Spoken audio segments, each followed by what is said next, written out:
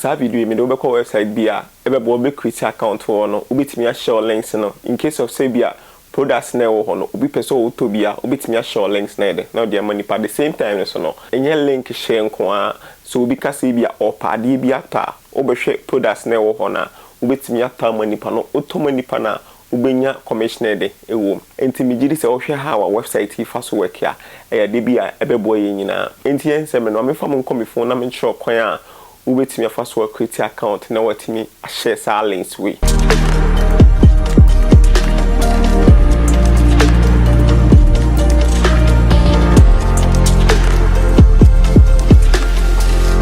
website needing the yazin.com website needing the yazin.com nti me bo first link no nti ubo sa link ne so be bi o mo website ne de e de amount nti de be ni say sisi amadi can create account one today I mean corner me sign out me must sign out me sign out on in case of say bia me pese me create account for fra me bo ha say ya meet me about join now and I say join now na wo ha no about join now no obo join now na don me more create username at the same time more create o email address na wo create no na wo create a password very very simple to when you're messing the link na call email no why use the link na activate your account nti wo bo bibia wie nti ma member sign in call already me account for nti me sign in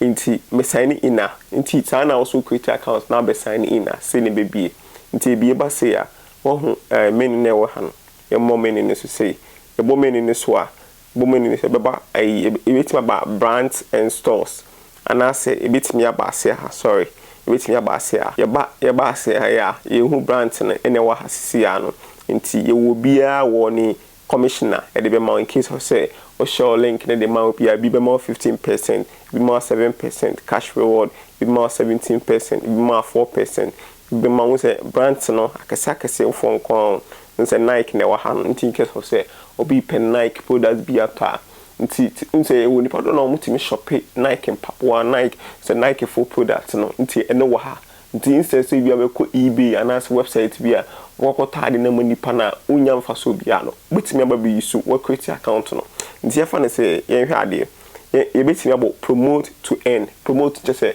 o show link na de e de manipa no na yo shop to earn o person won shopping manipa na nye de na unya commission de e wo so nti ma menko one of the most important ha no be hu how be faso copy links na send am away in case of the we person ko tade wo ha at the same time so searching na wo ha no category na open no ene wo ha say no nti ubetimi a search category na omodo wako eden akọ straight instead say bia omeyi category na fi na akọ selecting we no obetima a filter na so ope we no omodo we inquire amount in case of so we do link na tag ya ebebo ebebo o username no about dashboard no obo dashboard na yenhwe ade un say wo ihu pending 00 pending 00 na wo paid 0.00 na wa no pending na pay nature say pending nature say in case of say obidi link na tade reflect what system nim but usika no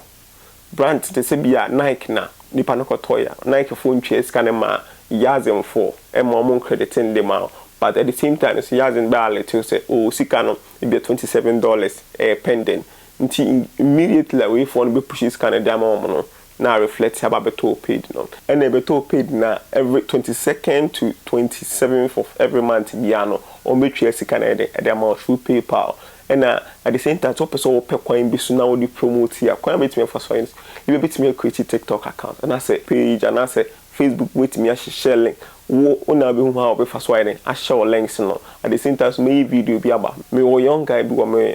contact na YouTube na me hu no on the